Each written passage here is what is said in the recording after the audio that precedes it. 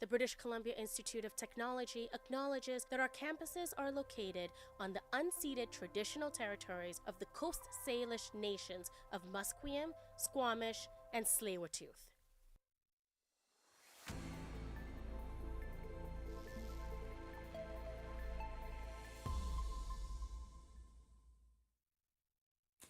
Good morning. I'm Clara Alonto, and these are your news headline at 11.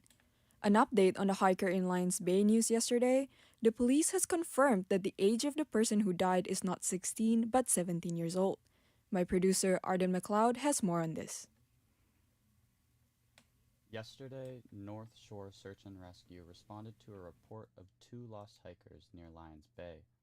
RCMP say both of the hikers were traveling together when one fell down a gully. Their friend left the trail to find them and got lost. The search and rescue team found the friend who left the trail. The 17-year-old hiker who fell was found unresponsive and did not survive. I'm your producer, Arden McLeod, and here's what our BCIT reporters are working on today. We'll talk about skin cancer awareness with a BC survivor turned advocate as more people head out to tan this spring. We're checking in with UBC's baseball head coach about Canadian players leading their team's success, plus a preview of summer films at the Cinematheque and how their themes still hit home. Later today on For the Record, we're diving into the realities of serious mental illness with a mother and advocate supporting more proactive care. Thank you, Arden. A national emergency alert test will be tested today at 1:55 p.m. The alert will be sent to TV, radio, and cell phones across Canada. The test is a part of Canada's effort to ensure the system works and to raise awareness. No action is required during this time. A man allegedly fired an airgun and stabbed a police dog this morning in Westminster Highway. Police blocked the Westminster Highway between number 4 and Shell Roads and number 4 Road between Westminster Highway and Granville Avenue. The man was arrested, however, the highway is showing no signs of reopening. Investigation is still ongoing.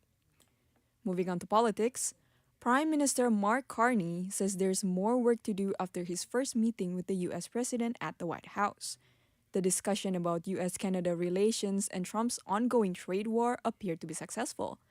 Former Canadian Ambassador Frank McKenna says Carney had to pull off a delicate balancing act. That is really the proper course for a prime minister to take, to respect the president for the office that he holds, but not to be genuflecting and being obsequious towards him at all. Pete Hoekstra, the U.S. ambassador to Canada, is a part of the U.S. delegation on the meeting. He will be making his first official appearance at the B7 summit in Ottawa next week. Former Conservative leader Andrew Scheer was chosen to become the temporary opposition leader in the House of Commons, as current Conservative leader Pierre Poilievre lost his seat in Ottawa's riding last week in the election. The spring sitting will begin in 3 weeks. Manitoba health official says a school east of Winnipeg is considered a measles exposure site.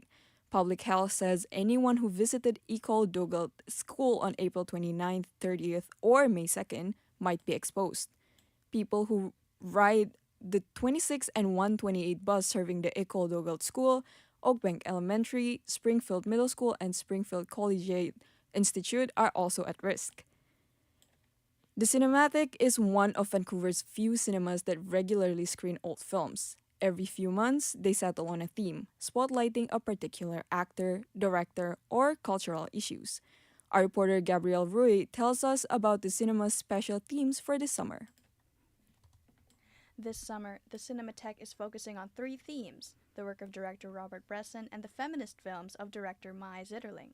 Bresson's films focus on those who are most marginalized in society, while Zitterling's films focus on women's potential to be their best selves amidst patriarchal systems. I spoke to cinema associate Michael Schooler, and he said that these films remain relevant to our community because they convey the hardships of those who suffer from oppression and discrimination. Discrimination is still very much a common issue, even in Vancouver, and the Cinematheque hopes to give viewers not just a good movie-going experience, but a reminder on the importance of fair treatment. Gabrielle Rui, BCIT News. Catholic cardinals begin the conclave today. They will be electing the 267th pontiff of the Roman Catholic Church. 2/3 votes are required to win the election. I'm Clara Lonto with your 11 a.m. news, and you're listening to BCIT's The Crow. Stay tuned for more on BCIT.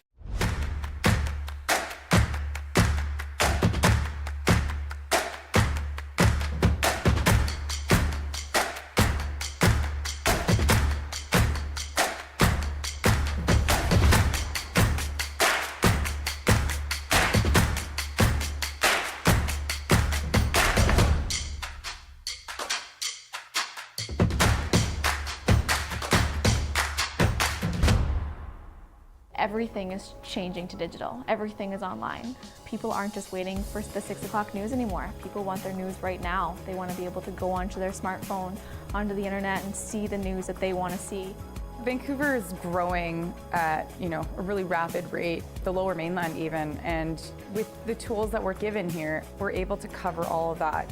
Welcome to BCIT Magazine. I'm Radhika Sikakane. In the program, they really leave it up to you. I mean, the help is there when you need it, figuring out how to use the programs like Premiere, Audition, and figuring out how to use the cameras.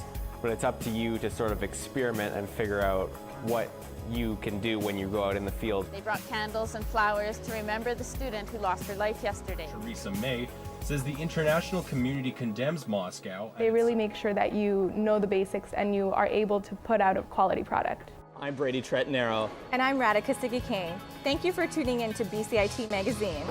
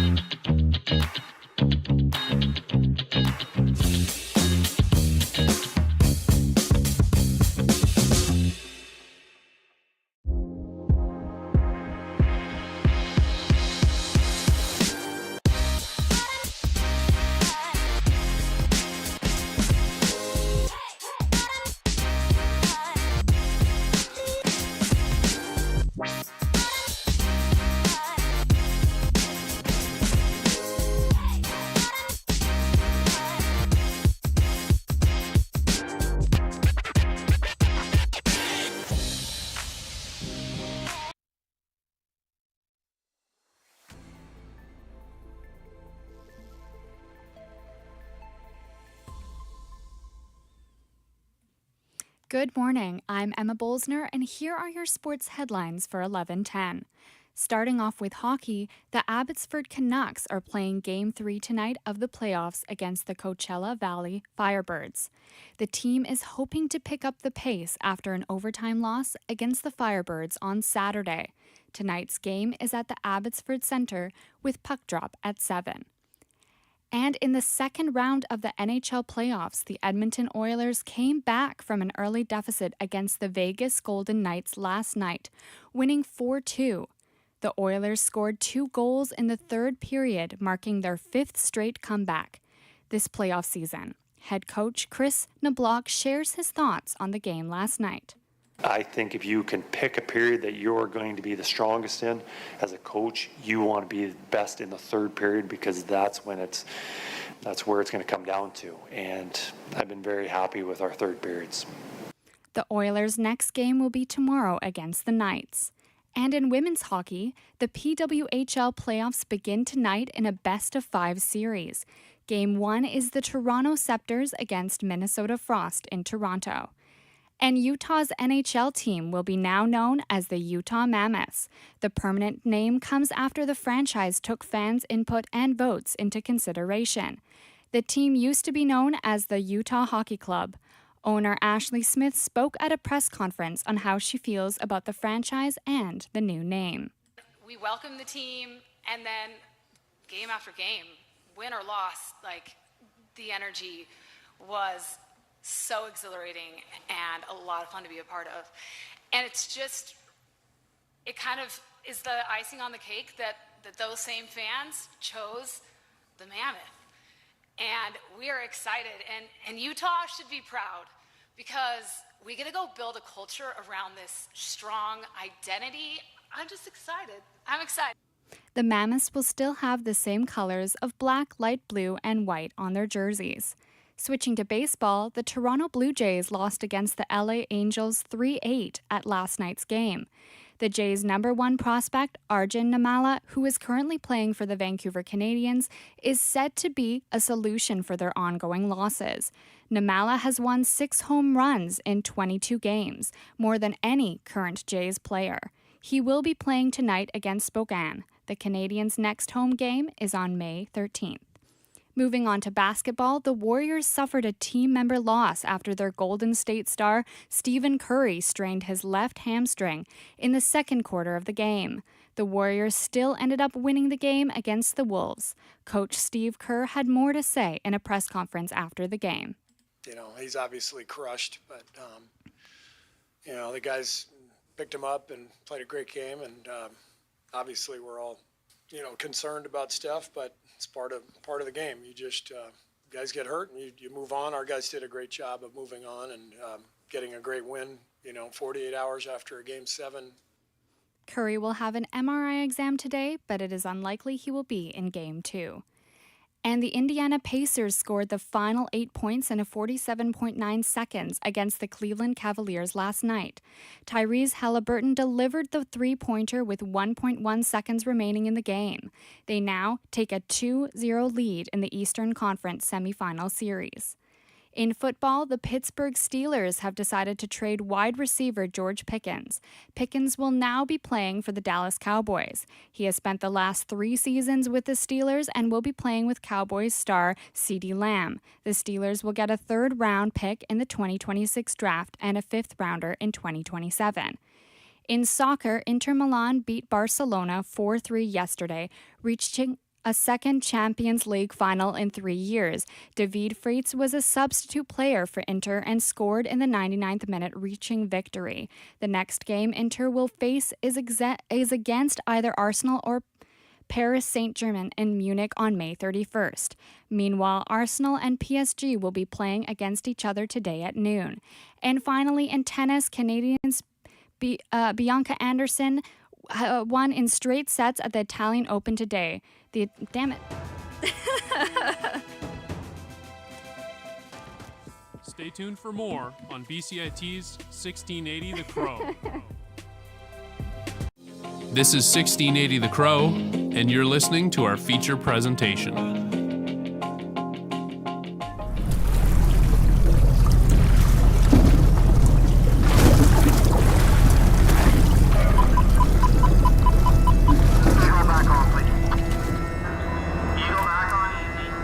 One of the things they always say on board vessels is it's 99% boredom and 1% sheer panic. Most things on our coast move by tugboat. If there were no tugboats, everything would just be be crashed up on shore. We here at BCIT News had the opportunity to speak to some of the people who make sure the environment stays pristine and the economy keeps trucking along. Let me introduce the voices you're about to hear from. Spencer Gulliver is the Assistant Manager of C-SPAN's Marine Development and Recruitment. Paul Hilder is the President of the Council of Marine Careers. Kyle Russell is a port captain at C-SPAN, and John Fullerton is a BC Coast pilot. Eagle back on, please. Eagle back on easy. And then back in the 1800s, they called Boundary Passage to Tofino the graveyard of the Pacific. So many ships were lost, and lives were lost, and eventually pilotage became mandatory. You know, a master of a ship that's used to kind of transiting the open seas, anytime they get close to the coast, they get a little nervous. The only reason why we don't have a lot of environmental disasters is because there's an entire industry designed around making sure that people are safe and able to bring in assets in and out of Vancouver. Eagle standing by. Get an Eagle, you can back half, please. There's always a risk. Oil doesn't just dissipate. The crude oil that we're hauling is a very persistent oil. It's not like a gasoline or anything, a refined product that tends to evaporate, so it's going to cause some long-term damage. And that's why it's so important to have these pilots and tugboats out there. We've got some pretty unique waterways on the coast, right? The inside passage here, there's not many places like it in the world. Is there an environmental component? Risk to anything? Yeah, there is. The latest division that we have tugboats from is High Sea, and that's a partnership with the Haisla Nation up in Kitimat. They have 3 fully electric tugs. Those electric tugs were the first in North America to be operational. So the economy of Canada depends on the little tugboat and the Canadian Mariner. I have asked from time to time how much the cargo on board a ship is worth, and you know, it can be up to $100 million. Like it's considerable. And like you say, with the TMX pipeline being complete, the number of tankers coming in and out is unprecedented. It seems like container ships and tankers, oil tankers, are like, they're always on a deadline. It's like everything is on schedule and like go all the time. Eagle, whenever you're in position there. You can't even think. This is how all the prairie's grain is shipped to the world. This is how all of Alberta's oil is shipped to the world. This is how all of the coal is shipped to the world. Vancouver does more shipping out than it does in, which is pretty important for Canadians. And then of course all the containers bringing everything we buy in the stores, it's all coming into Vancouver and then being trained or trucked to wherever it's going in Canada. $200 to $300 billion of trade goes through the Port of Vancouver. She's moving now. Okay, right on, thanks. Your hand there, Eagle, appreciate it. All right, have a good day, thanks. That's the pilot communicating to the Eagle and the Osprey. Very little moves on this coast without a tug. This is a business that is also really, unfortunately at the moment, dwindling with the population of baby boomers that are all retiring. So currently 1/3 of our workforce can retire in the next 5 years. How do you replace a 40-year veteran on the water with somebody who's still wet behind the ears with a brand new certificate in their hand? That's a difficult thing to try to nothing trumps your experiences out there. A BC Coast pilot here in British Columbia would, anywhere in between Alaska and Washington, get on board a vessel, introduce himself to the captain, sort of discover what the handling characteristics are of the ship, and then safely guide it to its destination anywhere within Canada. Basically, anytime a ship or a large vessel goes somewhere which is unfamiliar to the crew, they need someone who's familiar with the area to guide them away from rocks or dangers and work with the prevailing conditions that they're experienced with. So one of the nice things about this industry is it is such a specific niche job that if you're a tug captain, you've got a job for life if you want to stay running doing that work, right? It takes so many years of training and development for that skill set. Pulling opposite each other. It's a dance, really, almost, eh? Yep. Yeah, I mean, guys that I was in school with, in my class, are pilots now. Yeah. They're really, I mean, that's like the pinnacle of the West Coast Marine career. I mean, yeah. You know, pilots are a necessity. It's not a luxury. It's not something you know, oh, it's nice to have pilots. Like, you need pilots. The captains of the ships coming in, a lot of them have never been here before. And having never been here before, you don't know what to expect when you get here. I'll just hang tight till you get out of there, and then I'll wrap her up.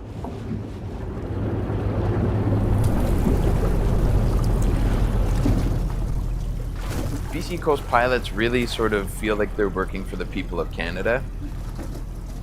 We're independent from government, we're independent from industry, and our main concern is safety. And believe me when I tell you, nobody wants things to go well more than we do.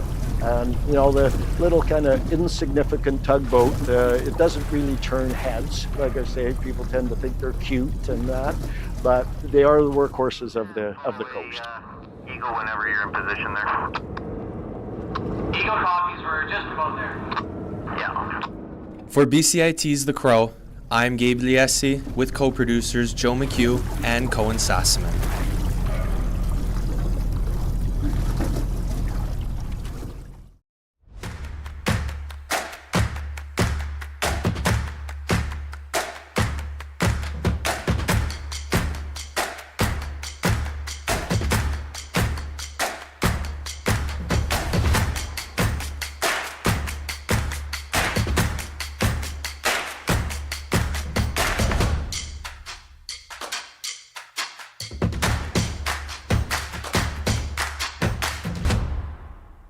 Everything is changing to digital. Everything is online. People aren't just waiting for the 6 o'clock news anymore. People want their news right now. They want to be able to go onto their smartphone, onto the internet, and see the news that they want to see. Vancouver is growing at, you know, a really rapid rate, the Lower Mainland even, and with the tools that we're given here, we're able to cover all of that. Welcome to BCIT Magazine. I'm Radhika Sikakane. In the program, they really leave it up to you. I mean, the help is there when you need it, figuring out how to use the programs like Premiere, Audition, and figuring out how to use the cameras.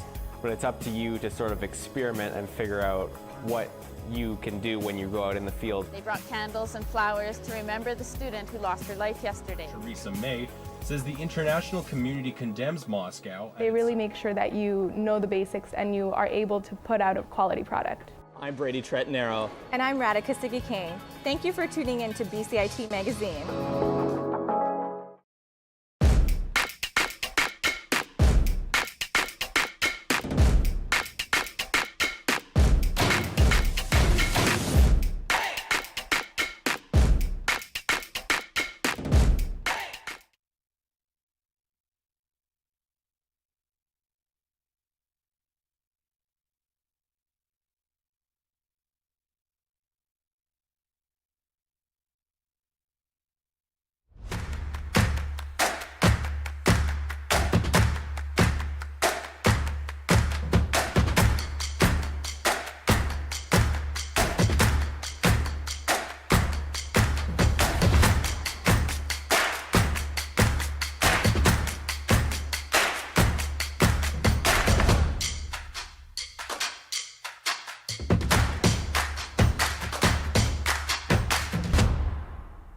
Everything is changing to digital. Everything is online. People aren't just waiting for the 6 o'clock news anymore. People want their news right now. They want to be able to go onto their smartphone, onto the internet, and see the news that they want to see.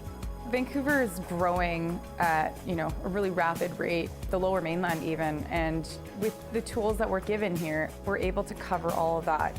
Welcome to BCIT Magazine. I'm Radhika Sikakane. In the program, they really leave it up to you. I mean, the help is there when you need it, figuring out how to use the programs like Premiere, Audition, and figuring out how to use the cameras.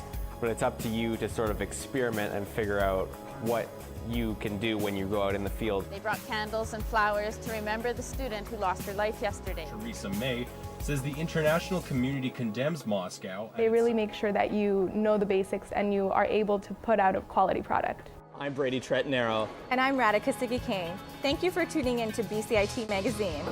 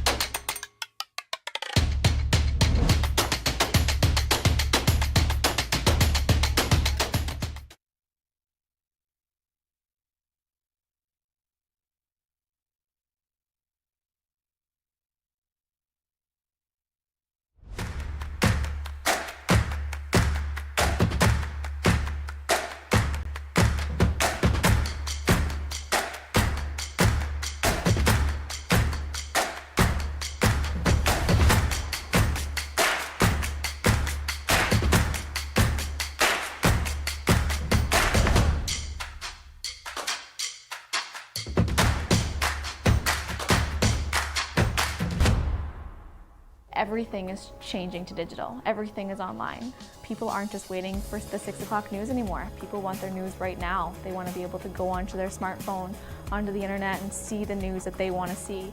Vancouver is growing at, a really rapid rate, the Lower Mainland even, and with the tools that we're given here, we're able to cover all of that.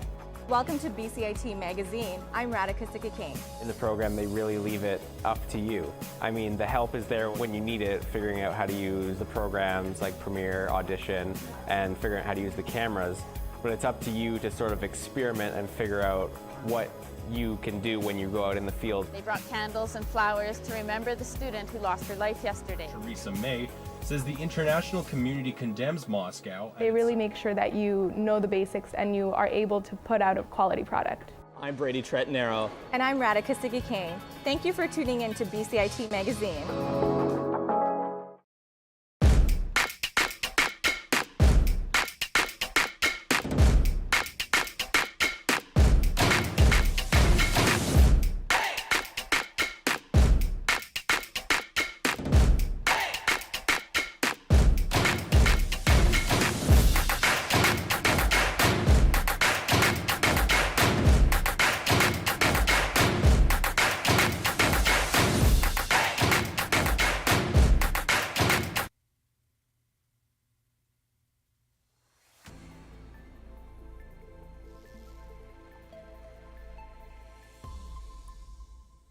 Hello, I'm Bahar Garian, and these are your News 1130 headlines.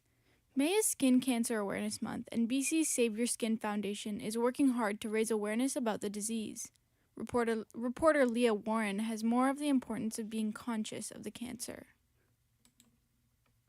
In 2003, North Vancouver resident Kathleen Bernard was diagnosed with stage 3 malignant melanoma. In 3 years' time, her cancer had spread to her vital organs, and if it weren't for a clinical trial in Alberta, she may not be alive. Her journey with skin cancer led her to establish the Save Your Skin Foundation, a patient-led non-for-profit that provides nationwide education, advocacy, and awareness initiatives. Save Your Skin works to provide every Canadian access to the skin cancer treatment they need. According to the Government of Canada, skin cancer is the most common of all cancer types, yet it is one of the most preventable. For the past 19 years, Bernard and the Save Your Skin Foundation have hoped to support and educate Canadians in order to lessen the incidence of skin cancer in the country. Leah Warren, BCIT News.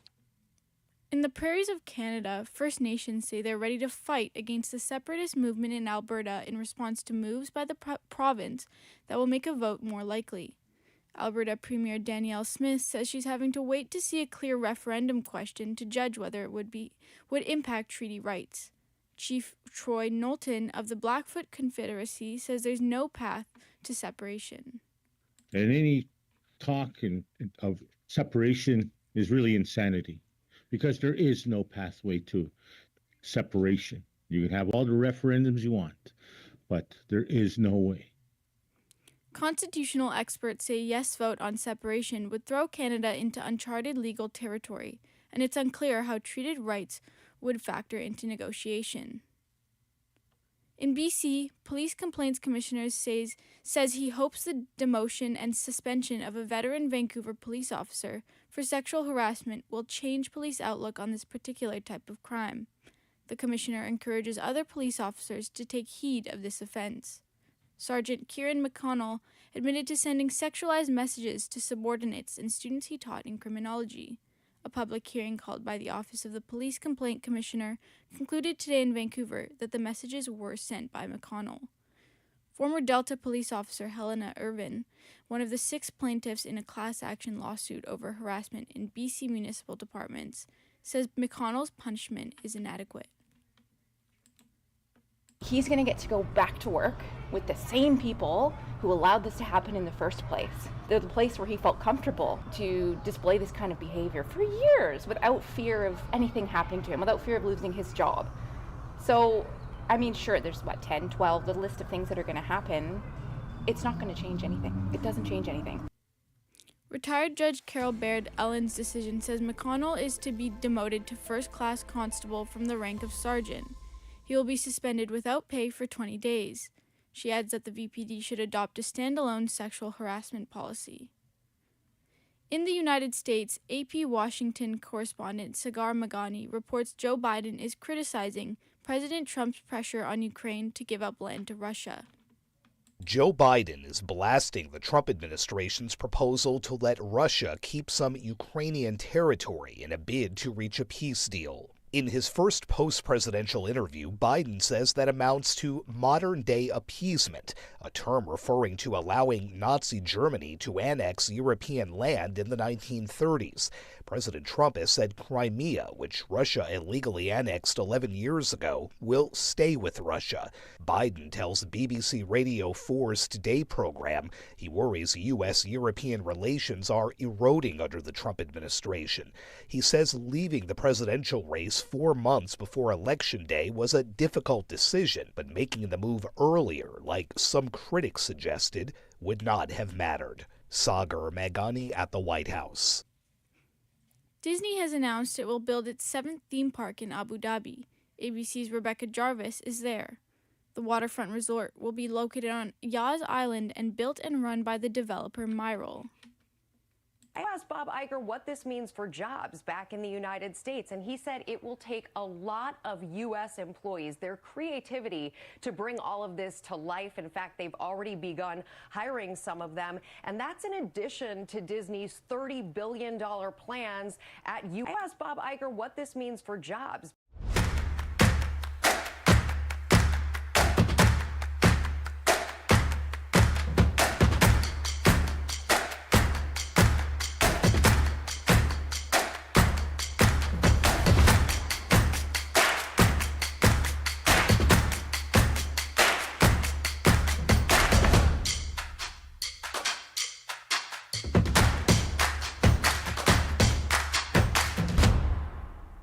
Everything is changing to digital. Everything is online.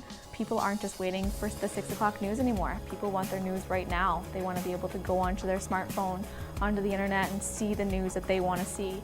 Vancouver is growing at, a really rapid rate, the Lower Mainland even, and with the tools that we're given here, we're able to cover all of that.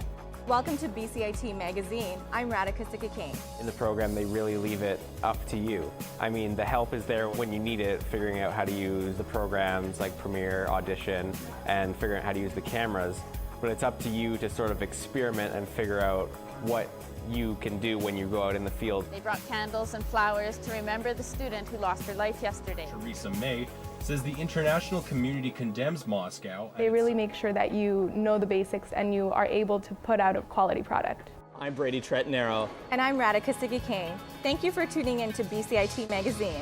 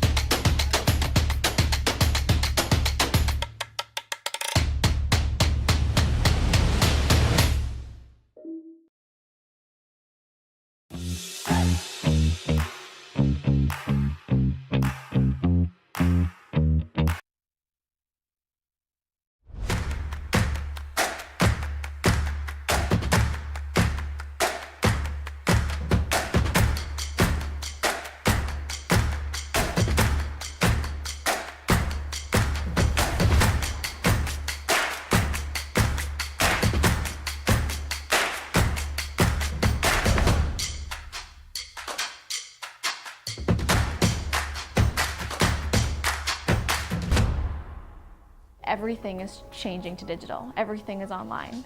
People aren't just waiting for the 6 o'clock news anymore. People want their news right now. They want to be able to go onto their smartphone, onto the internet, and see the news that they want to see. Vancouver is growing at, a really rapid rate, the Lower Mainland even, and with the tools that we're given here, we're able to cover all of that. Welcome to BCIT Magazine. I'm Radhika Sikakane. In the program, they really leave it up to you. I mean, the help is there when you need it, figuring out how to use the programs like Premiere, Audition, and figuring out how to use the cameras.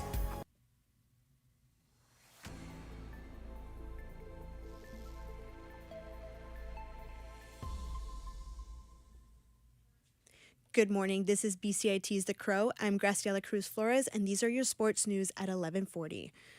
Big news in hockey this morning. Utah Hockey Club is no more. After more than a year of fan input and voting, the Salt Lake City NHL team are officially the Utah Mammoth. Owners Ryan and Ashley Smith unveiled the franchise permanent name earlier today. Tusks up. Tusks up. That's the new thing they're saying when you're at Delta Center cheering on the team.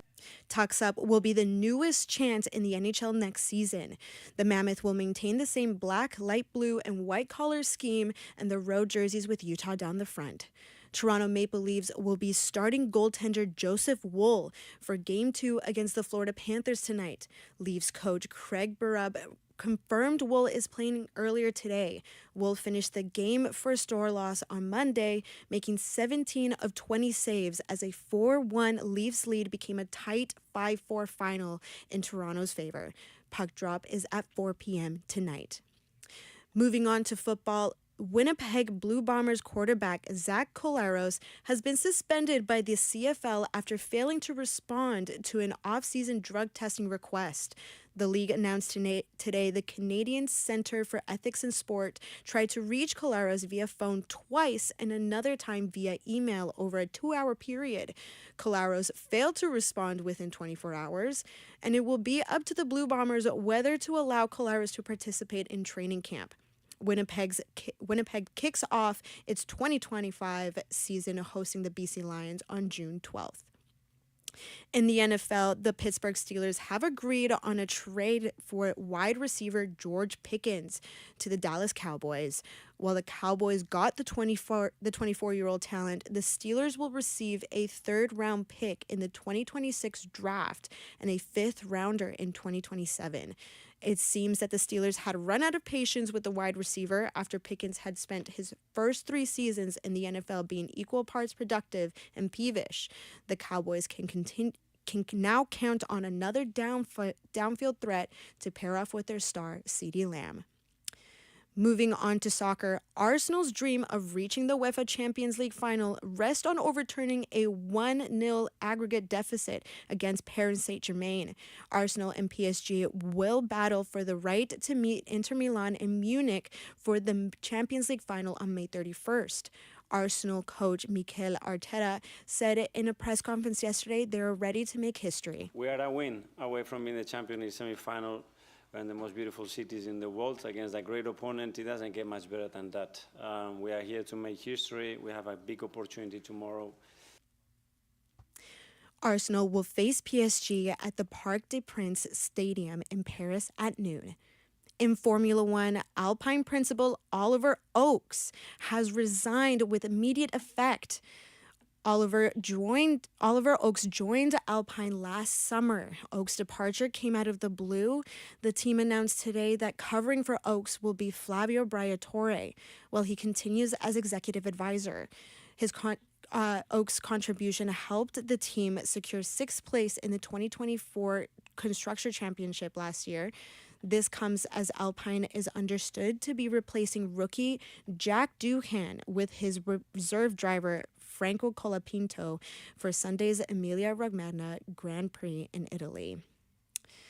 The battle for the Stanley Cup tonight continues with the Panthers Maple Leafs at 4. Maple Leafs lead the series 1-0, and the Jets follow. Starting their home game today at 6:30 against the Dallas Stars. This has been your sports headlines at 11:40. I'm Graciela Cruz Flores at BCIT's The Crow.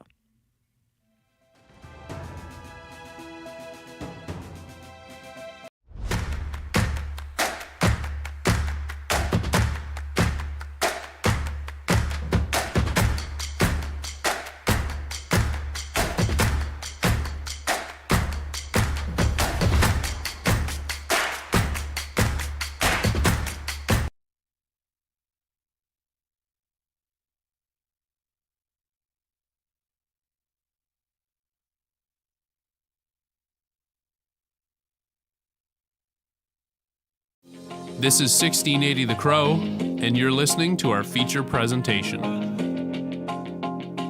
In 2007, Doreen Carter's life changed when she met Darlene McCann, who, along with a group of passionate women, helped Doreen get through her recovery process. This group of passionate women runs Soroptimist, a non-profit organization that supports marginalized women in our society. Gabby Rui has the story.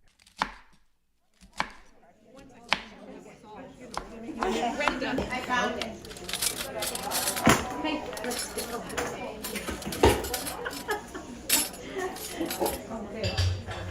Oh, you found your apron. I found it. Yeah, it was. Oh, that's so hard.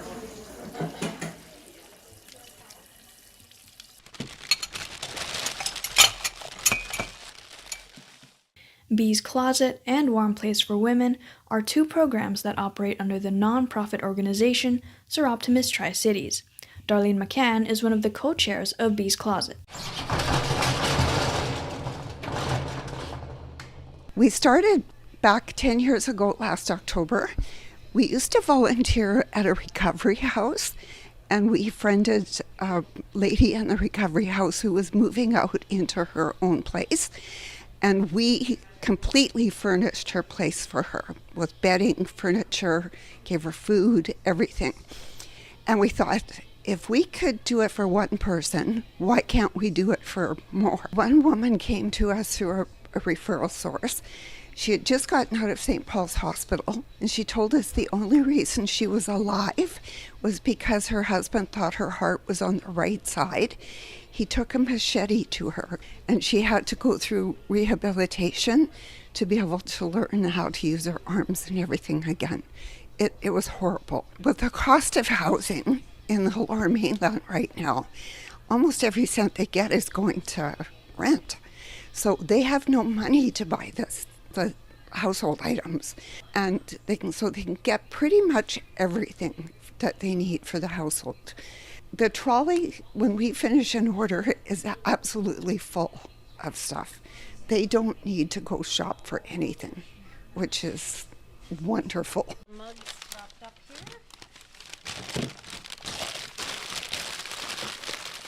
Do you have a box for dishes or?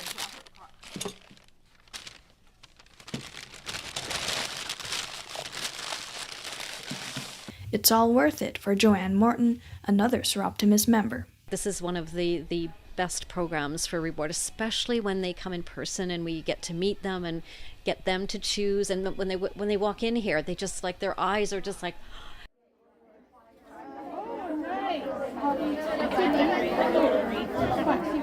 Janice Wharton, co-chair of the program Warm Place for Women, talks to us about what they do. Every month, we provide a warm meal in a local kitchen, and we have pretty close to 100 ladies and children that will come the first Thursday of every month, and we provide them with a nice meal. Warm Place even holds special festivities during the holidays, like at Christmas time. This time, we do have somebody that volunteers to be Santa. And now what we also do at Christmas time, and we ask all the people in our club, all the ladies, is to give us nice lady things. So we have a separate little room off to the side, and we have all of those things and a couple of volunteers with wrapping paper and ribbon and cards, so the children can then go in and choose a present for their mother. Paula Beatty, another co-chair of Warm Place, told us just how meaningful it can be for someone who uses their program. You forget, sometimes people just need a friend, right? So sometimes I have people still reach out to me and they want to go for coffee, or they want to ask a question, or they want to talk about their kids. And they just need a connection. One lady, and she told us that every piece of clothing that she owns, she got from one place. And the fact that she could get her clothing from one place meant that she could spend that money on food for her kids. I'm going to say 65 or Yeah, 70, they yeah. brought these purses. And they're full of all sorts of things, right? So the ladies could come up and they could choose a purse. And the one lady, she's just, I never thought I would have a Coach purse on my shoulder.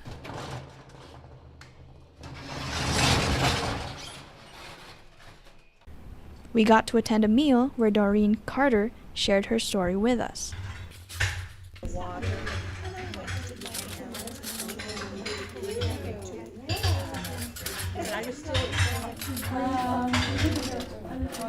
I was the only one. I was the first person that came in. I was still homeless, and it was amazing. Like, I mean, they made me feel welcome, no judgment, you know, very compassionate. We sat and we talked and stuff. They told me that they had cooked for 80 people. It was spaghetti and garlic bread, and I'm like, wow, you know, I'm the only one here. So it was funny because they mentioned to me at the end of the dinner, how about you take most of this with you and hand it out, or, you know. And I said, well, I really can't. And they kind of looked at me, and I said, I live in a tent.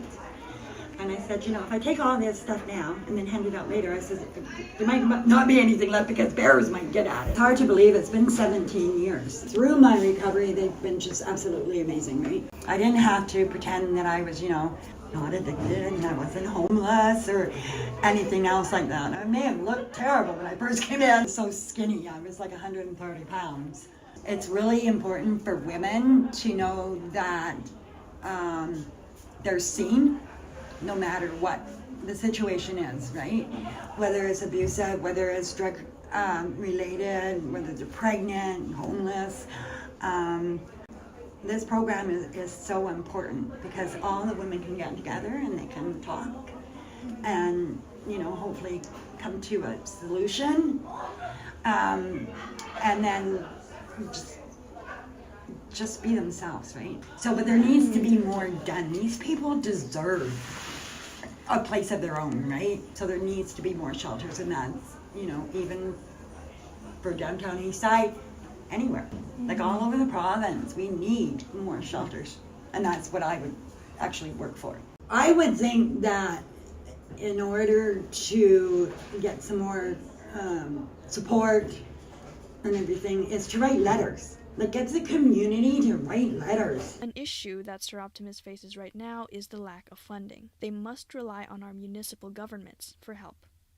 When asked about government support for women in need, Port Moody City Councillor Samantha Aktarup said this. Recently, City Council supported an application for a women's transition shelter, so that will get built, and that will have between 40 and 50 units of housing for women and children fleeing violence and abusive situations. So I think overall City Council is supportive. It's just how we support might be limited in some capacity depending on what kind of support is being asked of us.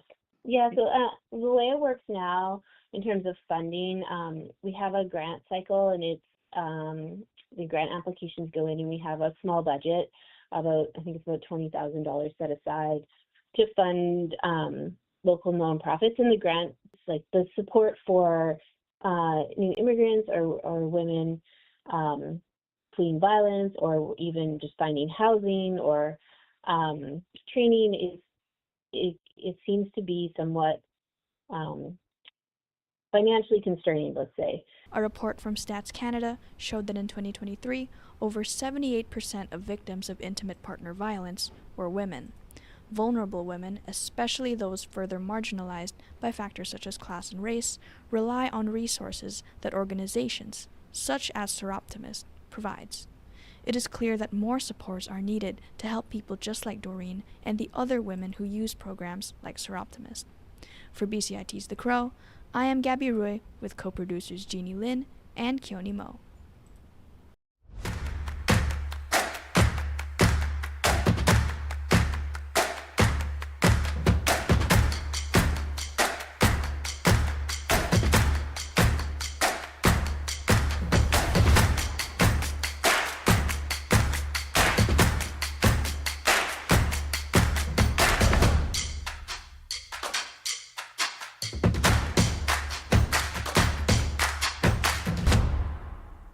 Everything is changing to digital. Everything is online. People aren't just waiting for the 6 o'clock news anymore. People want their news right now. They want to be able to go onto their smartphone, onto the internet, and see the news that they want to see.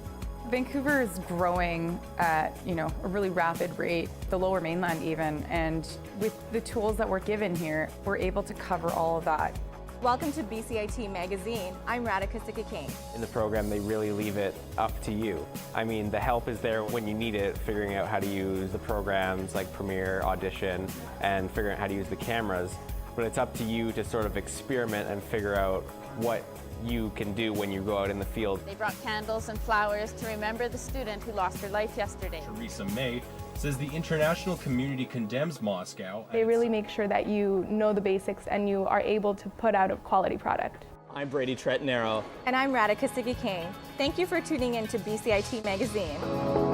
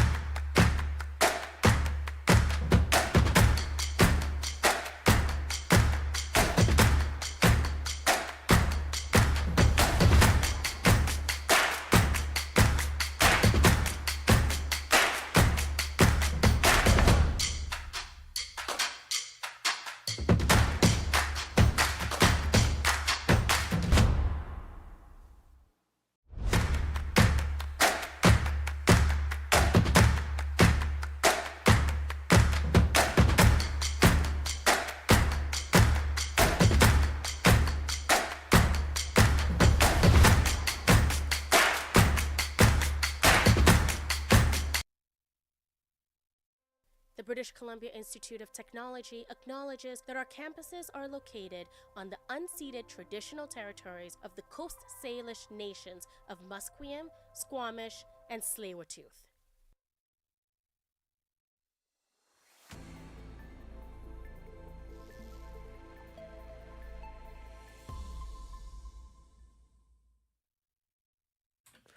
Good afternoon, my name is Jonah Jung and these are your news updates for 12 p.m. Colorfest is coming to Coquitlam with many guests expected. James Go has more on what visitors will see at the event. Colorfest is a celebration of Holi and Vaisakhi, two major festivals in South Asia.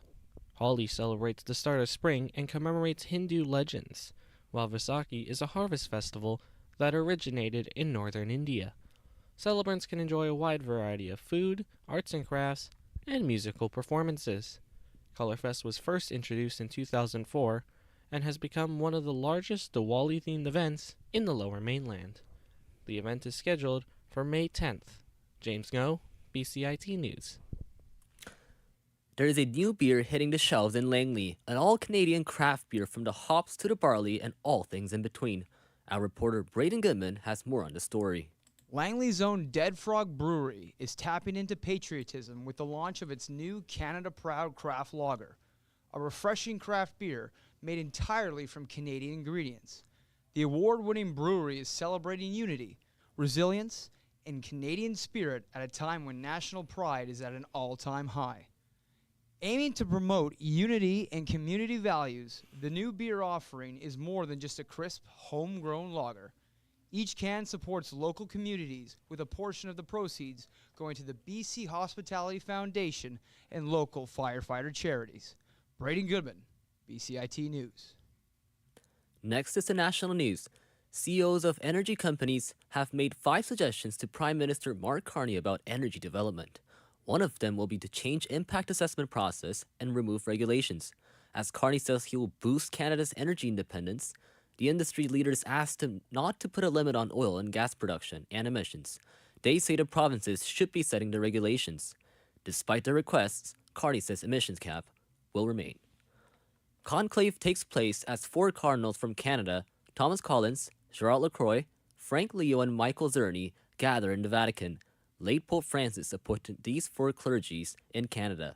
For this year's conclave, 133 cardinals from different countries, such as Korea, Philippines, Italy, and more, will vote the next Holy Father in the Sistine Chapel. Jean-Paul Vesco, the cardinal from Algeria, says this conclave will be in a multicultural harmony. As there has never been a Canadian pope, the Catholic Society in Canada hopes that things will be different this time. India has fired 36 missiles to Pakistan as Pakistan claims it shot down 6 fighter jets in return. Pakistani Prime Minister Shehbaz Sharif says the country has every right to respond towards this act of war by India. Shashank Joshi, a defense editor for The Economist, a UK media outlet, shares his thoughts on this conflict. I would be surprised, let's put it this way, if we didn't see some kind of at least symbolic Pakistani retaliatory missile attack on Indian soil. The Indian government has stated that the attacks did not target civilians, as there have been 26 civilian casualties in Pakistan and India combined. Next is how to prepare for the emergency alarm in BC. As this week is the Emergency Preparedness Week, the provincial government has announced the details. BC government says at around 1:55 p.m., an alarm will ring for the emergency alert system test. Text messages, and an alert will be sent to mobile devices, radio, and TV. The provincial government advises the BC citizens to not call 911 when the alarm rings. For today's weather, it is expected to be rainy and cloudy. Also, there will be more humidity in the air, according to the Canadian government weather website. These were your news updates for 12 p.m. I'm Jonah Jung for BCIT's The Crow.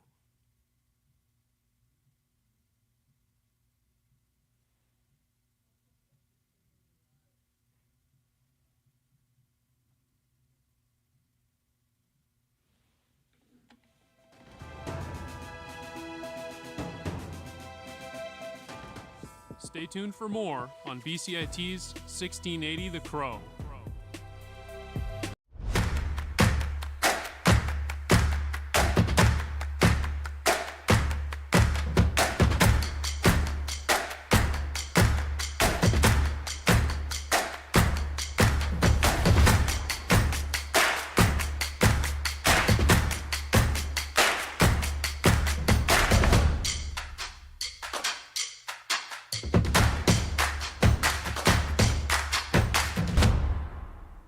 everything is changing to digital. Everything is online.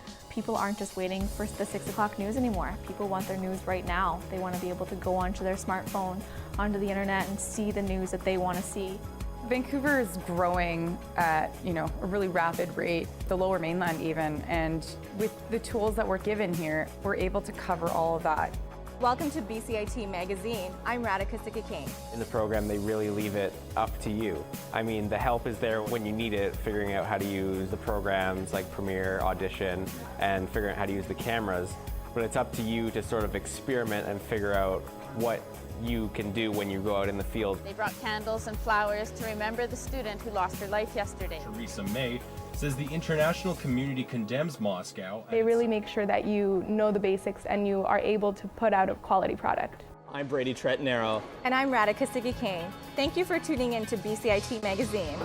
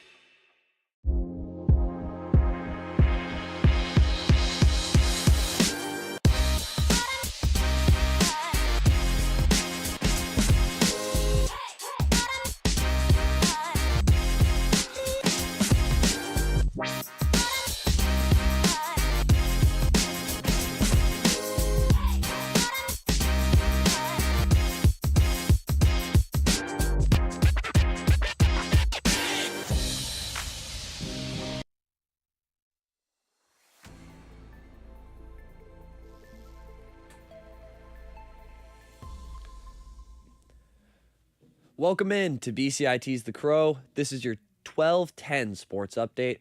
I'm Elijah Ford, and here's what's happening across our favorite pastimes.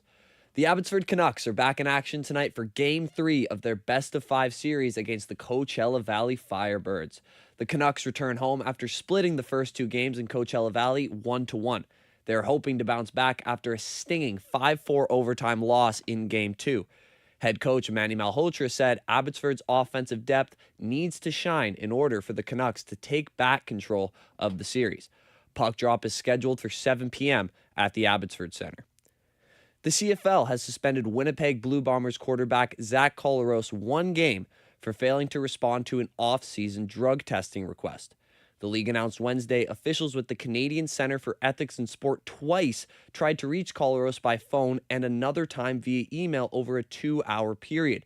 It added, Collaros, age 36, failed to respond within 24 hours, which usually would result in a 2-game suspension. The league said after a review, it shortened the suspension to 1 game, citing, quote, extenuating circumstances. Winnipeg kicks off its 2025 season, hosting the local BC Lions on June 12th. In pro hockey, the Utah Hockey Club is no more, as Salt Lake City's NHL team has announced their new nickname will be the Utah Mammoth. Owners Ryan and Ashley Smith unveiled the franchise's permanent name Wednesday after more than a year of fan input and voting. The original fan favorite, the Utah Yeti, was taken out of consideration when the cooler company bearing that name could not come to a copyright agreement with Utah's ownership. The Mammoth are maintaining the same black, light blue, and white color scheme. Staying in hockey, the Edmonton Oilers came from behind to beat the Vegas Golden Knights 4-2 in Game 1 of their second-round playoff series. The Oilers trailed 2-1 heading into the third period, but produced a 5th straight comeback win this postseason, which is an NHL record. Edmonton's head coach, Chris Knobloch, wouldn't mind his team scoring first, but says it's the finish that's important. I think if you can pick a period that you're going to be the strongest in, as a coach, you want to be best in the third period, because that's where it's going to come down to. And I've been very happy with our third periods. Just before that contest, the Washington Capitals and Carolina Hurricanes battled in Game 1 of their second-round series. The contest remained close throughout, despite the Capitals being outshot and outchanced for the majority of the game. Jacob Slavin scored in overtime as the Hurricanes beat the Capitals 2-1. The Capitals will have a chance to tie the series tomorrow. Moving over to basketball, Tyrese Halliburton made a step-back three-pointer with 1.1 seconds remaining to stun the top-seeded Cleveland Cavaliers 120-119 to take a 2-0 lead in their Eastern Conference semifinal series. 4 seconds to go. Halliburton for 3! 3-ball! Up top! Indiana by 1! Mark Boyle on the call there as Halliburton proved his clutch gene once again, scoring 11 of his 19 points in the final 12 minutes. He joins LeBron James as the only players to hit 2-game winners with less than 2 seconds left in a single playoff run. Game 3 takes place on Friday. In other NBA news, Golden State Warriors star Stephen Curry was sidelined by a strained left hamstring early in the second quarter of Game 1 at Minnesota. His status is day-to-day, but Coach Steve Kerr expects Curry to be out for at least a week. Curry grabbed at the back of his left leg after hitting a 14-foot floater and immediately headed back to the locker room. Despite Curry playing in less than half the game, the Warriors were still able to take care of business, holding the Timberwolves to only 88 points as they took a 1-0 lead in the best-of-7 series. Game 2 takes place tomorrow. Moving international, Inter Milan beat Barcelona 4-3 after extra time in another roller coaster encounter to reach a second Champions League final in 3 years. In the end, it took extra time, 2 astonishing Barcelona comebacks and 13 goals to separate the teams and see Inter prevail 7-6 on aggregate. Substitute Davide Frattesi was the extra time star for Inter, firing home in the 99th minute to leave the Barcelona players slumped to the ground. Thank you for tuning in to the 4/12/10 Sports Update. I'm Elijah Ford. You've been listening to BCIT's The Crow. Stay tuned for more on BCIT's 1680 The Crow. This is 1680 The Crow, and you're listening to our feature presentation. Hundreds of thoroughbreds compete at Vancouver's Hastings Racecourse each year. But what happens to them once they cross the finish line for the last time? Reporter Leah Warren has more on how one local society rehomes retired racehorses.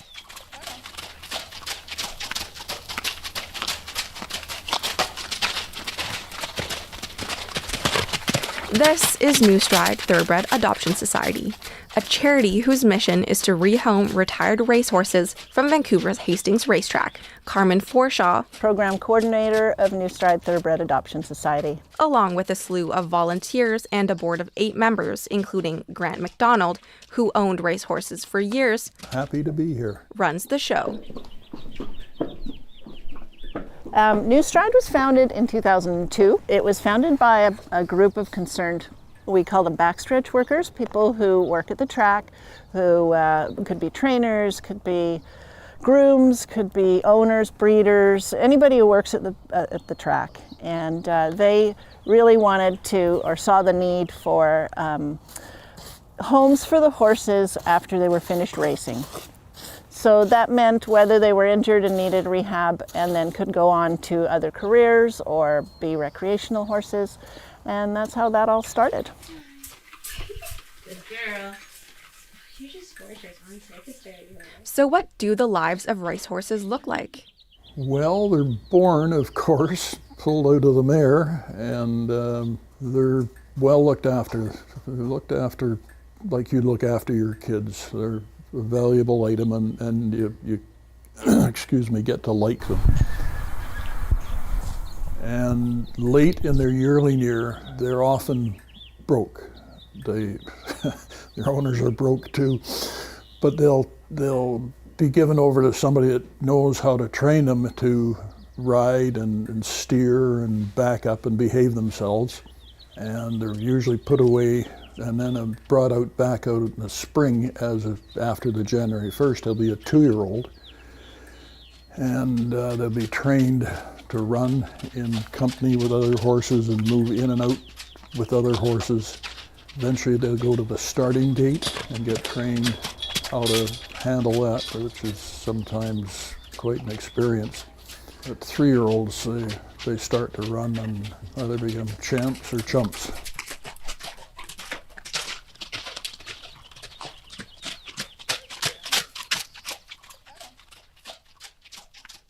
They keep running until the day and they'll tell you, I've had enough. They'll come out and they'll run fast. Our old horse, he'd run fast in the morning and we think, oh, we got something here, give him out in the afternoon. He just wasn't interested. He didn't want to race anymore. So it's quite common.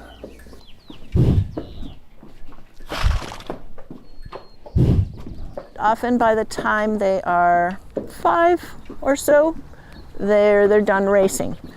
Some of the top horses go on longer, but for the most part, for different reasons, they're too slow or they have had a minor injury or they're just not into it. So our average age would be about 4 or 5 of the horses that come in here and that we retrain. They normally come pretty excited and amped up because being a top level athlete, they're fed very high energy food. They go out and gallop, and that's pretty much all they do. They gallop, they do a bit of walking, and then they wait for their next gallop. So that's all they know. And when they come here, a gate opens, they need to rush through it because that's what they've been taught. When we lead them out of the barn, they're in a hurry because they figure they're going off for a gallop. So they have to learn everything. They have to learn to stand, to be groomed. They have a very short attention span at that point because it usually will take just a few minutes to get them groomed, tacked, and out to the track. So they learn to slow down. Depending on the horse, it can be a few months process, and sometimes it's almost a year. And little by little, when they are accustomed to their new surroundings, we start the riding process, or at least taking them into the arenas and the different places on the farm where there is no track, and teach them that life is going to go by a little bit more slowly.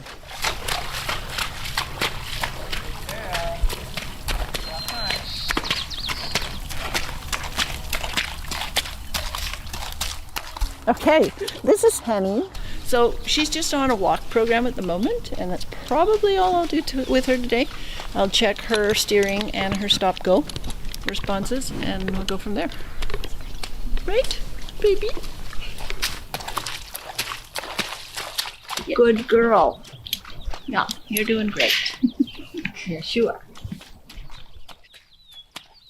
Carmen does a great job of training them for new jobs.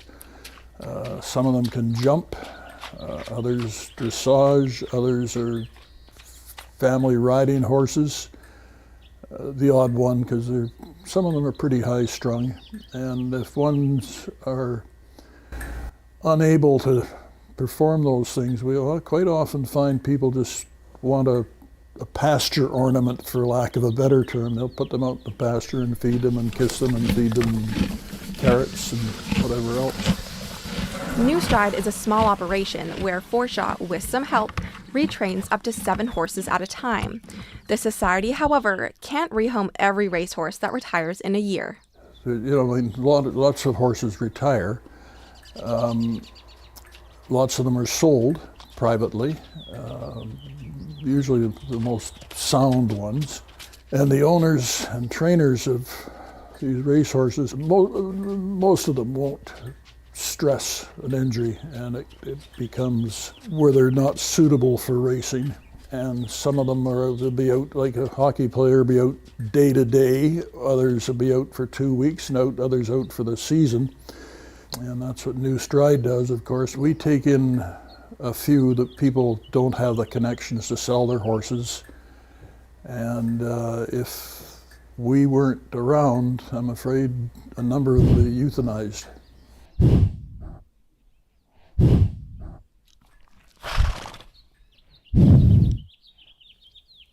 The ones that do end up at New Stride, once retrained, are adopted out to good homes. A thorough application process that includes reference checks and farm visits ensures that potential adopters provide suitable homes for the retirees. Good girl. If it sounds like the applicant will be a good match, they're invited out to meet the horse. Anyone interested in adopting must ride the horse. I always recommend coming out and riding a few times, not just once. It's pretty difficult to even get a feel if you're a match for a horse on one ride. And then once all that's in place, it's pretty much approved, and then off they go. And then they have a new home. They've been good matches. The horses are happy, they're well fed, and the owners are tickled with them.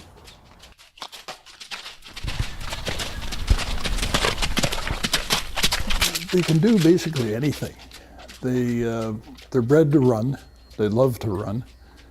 And the thing about a thoroughbred is they never stop. They've got energy to burn. They'll go on all day long. Our old horse, he would do it. All he wanted to do was run, and he wanted to win. Remember one race, he was turning down the stretch, and there was a solid wall of horses in front of him, and we thought, well, he's not getting through there. And the next thing, and the jockey got off, and he said, I didn't want to go through there, but he did.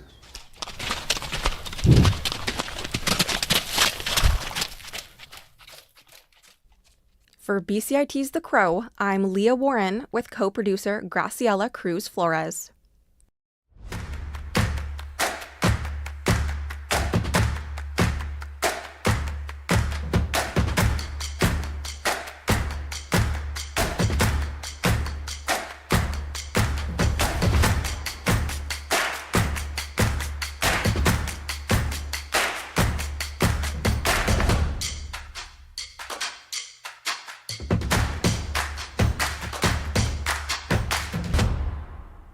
Everything is changing to digital. Everything is online. People aren't just waiting for the 6 o'clock news anymore. People want their news right now. They want to be able to go onto their smartphone, onto the internet, and see the news that they want to see.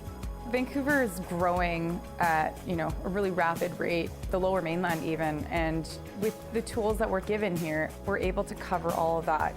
Welcome to BCIT Magazine. I'm Radhika Sikakane. In the program, they really leave it up to you.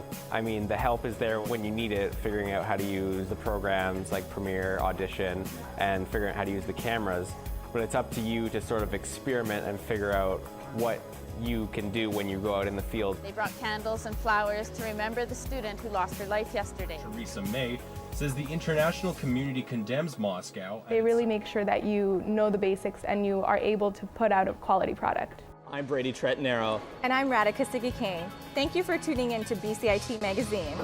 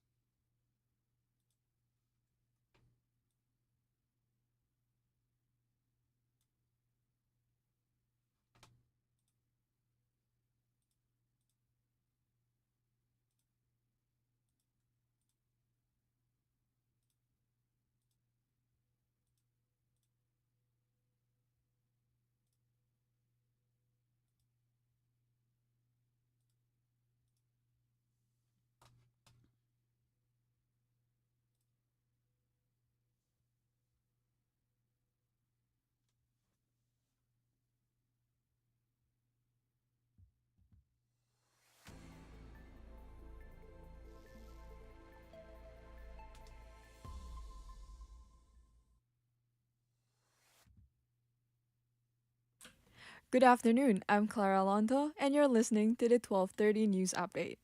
Another reminder that the emergency alert will still be going off at 1:55 p.m. It will be sent through TV, radio, and phones. This is only a test and no actions is required. Happening now, black smoke pours out of the Sistine Chapel chimney, which means no pope was elected on the first ballot. 2/3 of the votes are required to elect the new pope. In local news, an update on the police dog that was attacked this morning in Richmond. The dog is now in a stable condition. Police said that right after the incident, the dog was brought for emergency veterinary care. A 27-year-old man faces 1 count of assault causing bodily harm and 1 count of obstructing a police officer. The victim is a woman who was pushing a stroller. Luckily, nothing happened to the baby. It is said that there is no correlation between the victim and perpetrator. Ontario Premier Doug Ford says Prime Minister Mark Carney is still committed to getting interprovincial trade barriers eliminated by Canada Day.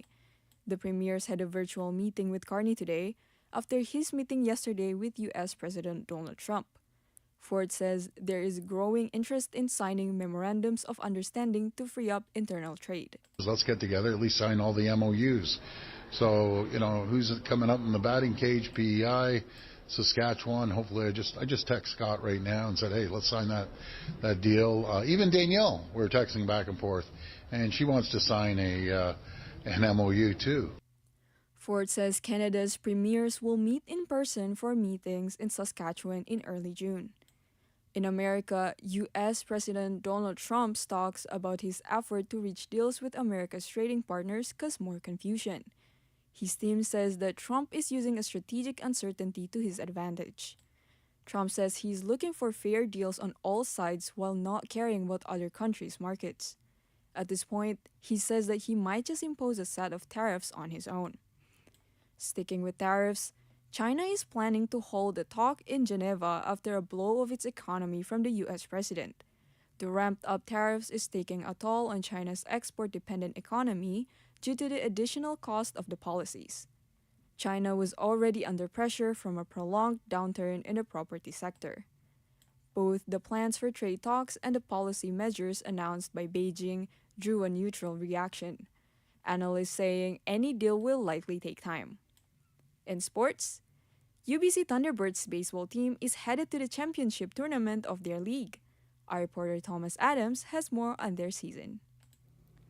The UBC baseball team is wrapping up their season with the National Association of Intercollegiate Athletics Championship Tournament this coming Monday.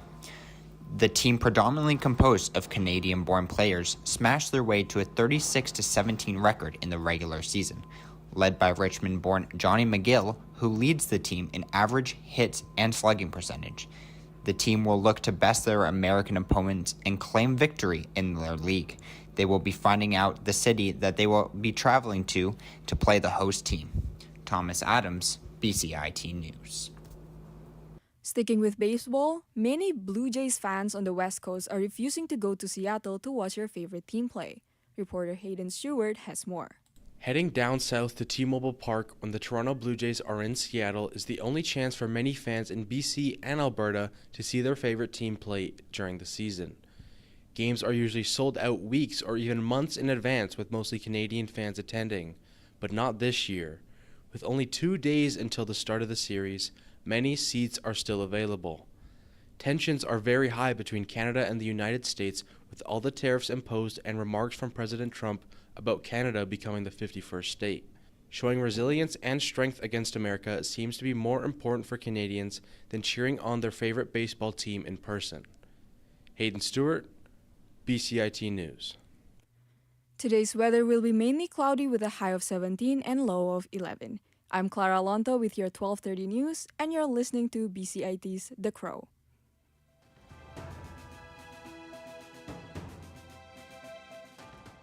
Stay tuned for more on BCIT's 1680 The Crow.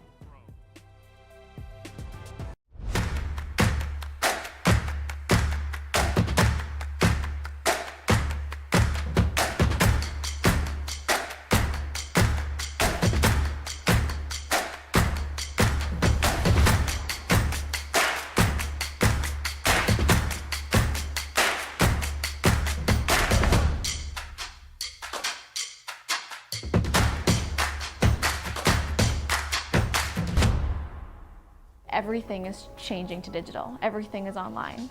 People aren't just waiting for the 6 o'clock news anymore. People want their news right now. They want to be able to go onto their smartphone, onto the internet, and see the news that they want to see.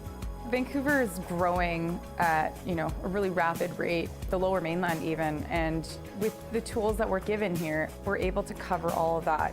Welcome to BCIT Magazine. I'm Radhika Sikki-King. In the program, they really leave it up to you. I mean, the help is there when you need it, figuring out how to use the programs like Premiere, Audition, and figuring out how to use the cameras.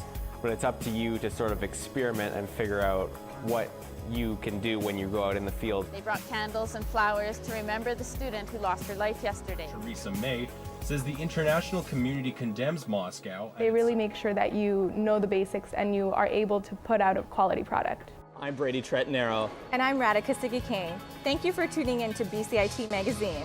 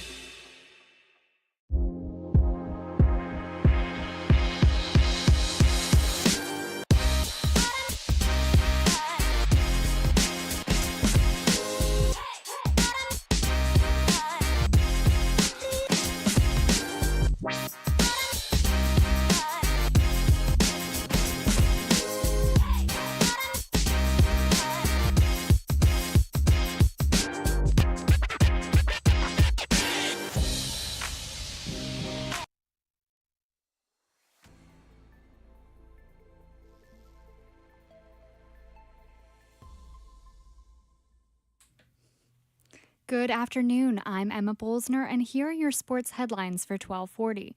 Starting off with hockey, the Abbotsford Canucks are playing Game 3 tonight of the playoffs against the Coachella Valley Firebirds. The team is hoping to pick up the pace after an overtime loss against the Firebirds on Saturday. Tonight's game is at the Abbotsford Centre with puck drop at 7. And in the NHL playoffs, the Toronto Maple Leafs play against the Florida Panthers at 4 p.m. in Game 2. And Utah's NHL team are now known as the Utah Mammoth. The permanent name comes after the franchise took fans' input into consideration.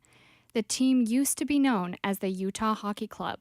Owner Ashley Smith spoke at a press conference about how she feels about the franchise and the new name. It kind of is the icing on the cake that those same fans chose the Mammoth. And we are excited, and Utah should be proud because we get to go build a culture around this strong identity. I'm just excited.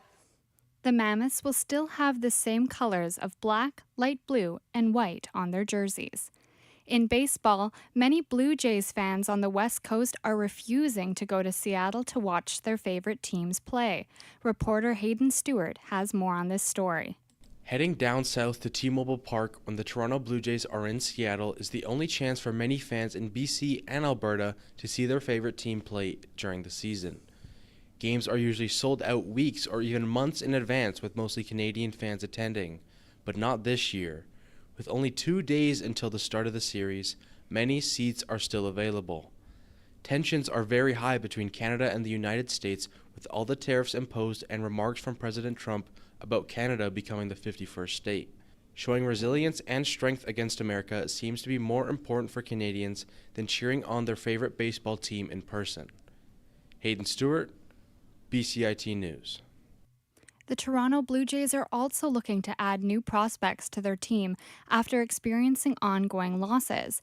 The Jays' number 1 prospect is Arjun Nimmala, who is currently playing for the Vancouver Canadians. He is said to be a solution in the team's future. Nimmala has won 6 home runs in 22 games, more than any current Jays player. He will be playing tonight against Spokane.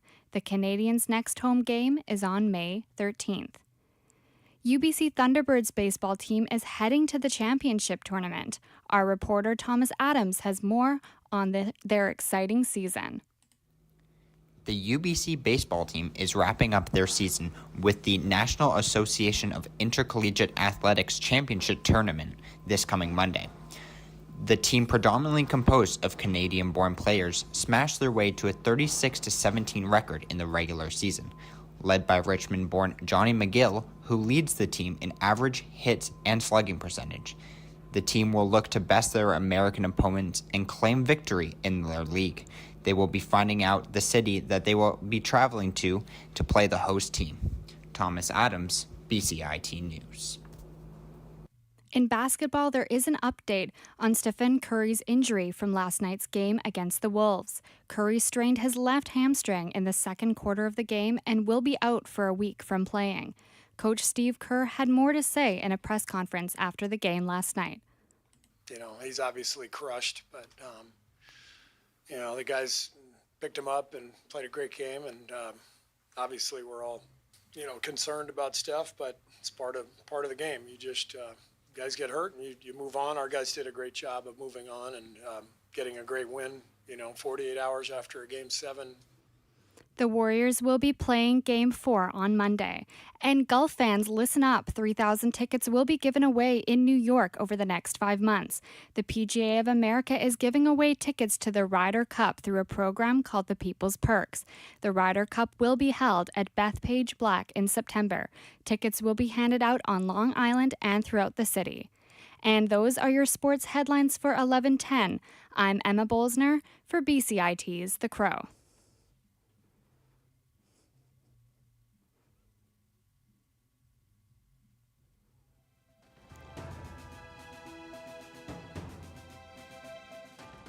Stay tuned for more on BCIT's 1680 The Crow. This is 1680 The Crow, and you're listening to our feature presentation.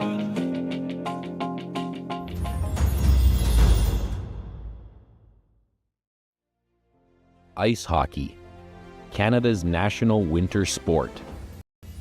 500,000 young Canadians take to their local rinks as their parents cheer on from the bleachers above. Many of those children dream of one day playing the game they love professionally. What they may not know is for their dreams to come to fruition, their skates will be digging into an ice surface far from home, with their parents cheering them on from afar. This is my third year away actually now, so the past 2 years I spent at a prep school in Ontario. First year I started here was 2021-22 season. And then moved my way onwards to the Lethbridge Hurricanes at 18. I was 17, so I was a bit, I wasn't as mature as I am now today.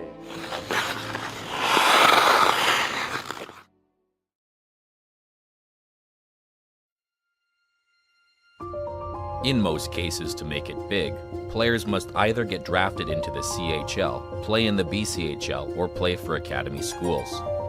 Typically, these leagues lead to players having to live away from home and their families. Connor Arsenault, now a member of the Chilliwack Chiefs of the BCHL, left his home of St. John, New Brunswick shortly after his 16th birthday. Last 2 years I spent at a prep school in Ontario. So that was originally my first time moving away, living in a dorm room there. And it was tough. Like I dealt with a little bit of homesickness for the first probably month and a half, and it affected everything, like your marks and your hockey and everything. It takes a toll on you. Mental health experts say 14 to 16 is a crucial period during a teenager's upbringing. When they're leaving home is kind of, it's a period of a lot of development in the brain. And, kids are trying to look at more autonomy, agency. They're pushing the envelope, trying to do more things. And so I think, when you ask about that time in their life, I'm more kind of focused on what was going on in the 10, 11, 12, 13 prior to that, right? And so kind of the attachment piece of, all these kids are kind of coming into an opportunity in life where there's a lot of pressure. As young players move away to unfamiliar places, their parents put their trust into billet families to look after their children. Billets are tasked with housing and feeding players, playing a crucial role in a player's journey. I would imagine that the kids are probably pretty nervous. Their parents are pretty nervous because they're always like, where are you going? Like, who are you staying with? So I'd imagine before they get there, they have reached out to some of the teammates or found out what their billet situation was like. I mean, it's a big thing. Hey, man, who are you going to live with? Who's my 18-year-old, 16-year-old kid going to go live with, It's a pretty big deal to parents. I mean, they've got kids. I'd be like, hey, who are these people? It is tough moving in. It's a human aspect. Like if you're moving spots, it doesn't matter. Kind of what people do to try to make you as comfortable as you can. You got to fill out your environment, and that's just the way it is. Sometimes it'll take a day, sometimes it takes weeks or months or whatever. So I would say more so the environment of what you're going in. But yeah, like here, it didn't take me long to feel welcome and feel a part of the family, which was great. Here's Connor Arsenault moving in. Deeks scores! Great goal, Connor Arsenault! Establishing how to best interact with the new members of their home goes a long way into building trust in a billet household.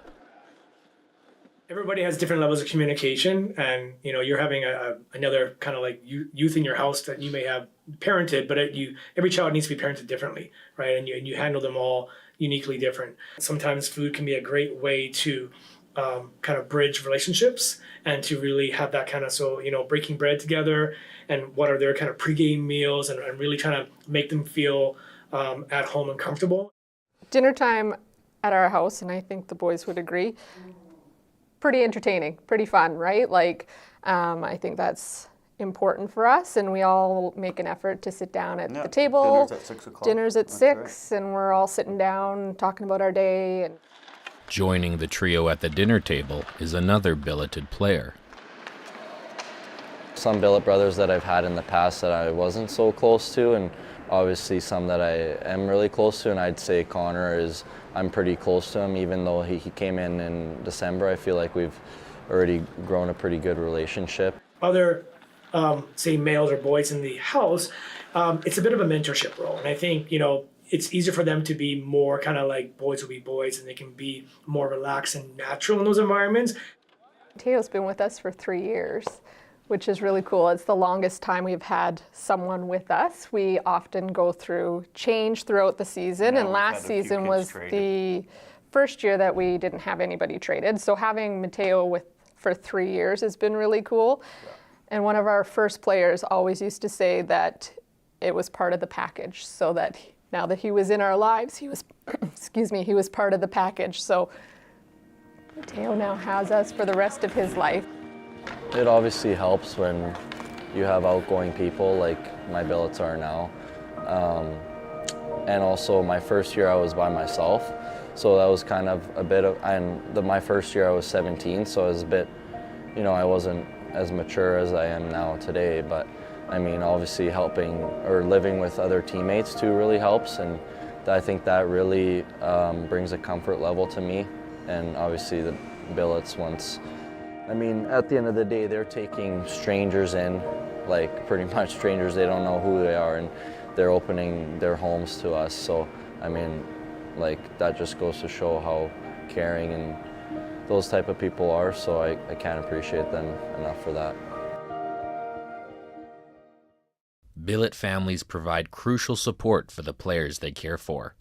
But in times of need, there's nothing like hearing mom or dad's voice. Family's that important, and family's what got me through that, just leaning on them. And I'd call my parents, I don't know, at the start, probably like 4 times a day just to hear their voice and get them to help me push through it. And there was a time where I didn't necessarily want to give up hockey, but I was like, I can't do it. I want to come home. And my dad said, just push till Christmas, see what you can do and just enjoy every day, get a routine. And that's what I did, and found some buddies. And now if I would have gone back home, I would have been kicking myself right now. Bulldog blue line, lost it. Arsenault shoots, he scores! My experience has been that when people know they have that person they can rely upon, they're not necessarily, having to be face to face with them, proximal in the same room, but knowing that they can, that when they reach out to that person, they're going to get back to them, and that can provide a level of reassurance and comfort. There's lots of kind of hyper masculinity appearing at this age, and lots of bravado. But there are a lot of tender young men that I see who really are reaching out to their mother, their father, their grannies, when they want to feel when they're homesick, so to speak. And they do get homesick, right? Having the reassurance of family from afar means the world to the players, but it's not quite the same as seeing your loved ones in person.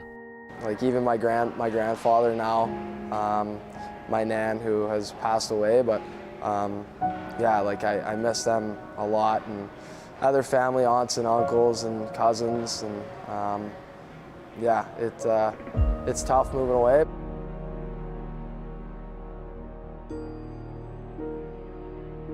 Many billet households become players' physical secure base while they're away from their immediate family. After building a strong bond and a home away from home, saying goodbye weighs on billet parents. Well, personally, it's very hard. It's really, it's hard to explain, but as soon as the boys come, they grab onto your heart, and they're part of the family. So you go through a grieving period, and it's challenging. Welcoming new players in, our first year, we had a boy get traded. And I said, I'm never doing this again. It's just too hard. And Corey's like, we're not doing it. It's fine. And then we made the decision to keep going. And I'm so glad we did, because look at how many other players we've got to meet and families. The system's not going to change. Young boys and girls are going to go away at young ages. It's just a part of growing up as an athlete. And it's really about bending but not breaking, right? Just kind of riding it out. It hit a body in front. Mushimansky is going to get the assist, but it's Connor Arsenault. Like many before him, Arsenault may have bent, but he refused to break. He's shown resilience and wherewithal while chasing his dream. learning what matters to him more than anything. I mean, every time they're out here, you really cherish your time, and moving away from home has kind of taught me that. That family, I always knew that it mattered, but I didn't really understand the meaning of it, and moving away has definitely taught me that.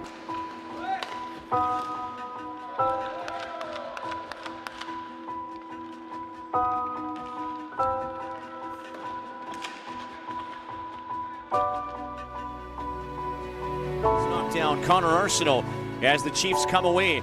They want to make a change here, so it's just Arsenault and Van Ooyen for the moment below the goal line, centered in front. Comes back to the blue line. Sirachi for Arsenault, fires, scores!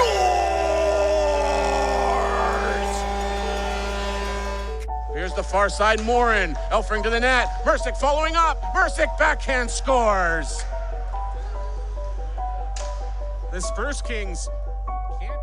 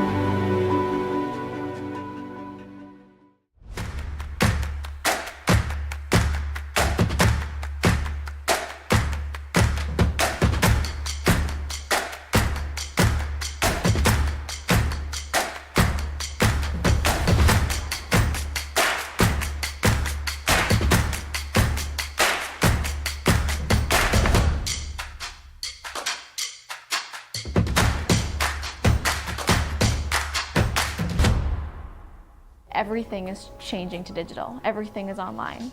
People aren't just waiting for the 6 o'clock news anymore. People want their news right now. They want to be able to go onto their smartphone, onto the internet, and see the news that they want to see. Vancouver is growing at a really rapid rate, the Lower Mainland even, and with the tools that we're given here, we're able to cover all of that. Welcome to BCIT Magazine. I'm Radhika Sikakane. In the program, they really leave it up to you. I mean, the help is there when you need it, figuring out how to use the programs like Premiere, Audition, and figuring out how to use the cameras. But it's up to you to sort of experiment and figure out what you can do when you go out in the field. They brought candles and flowers to remember the student who lost her life yesterday. Theresa May says the international community condemns Moscow. They really make sure that you know the basics and you are able to put out a quality product. I'm Brady Tretnero. And I'm Radhika Sikakane. Thank you for tuning in.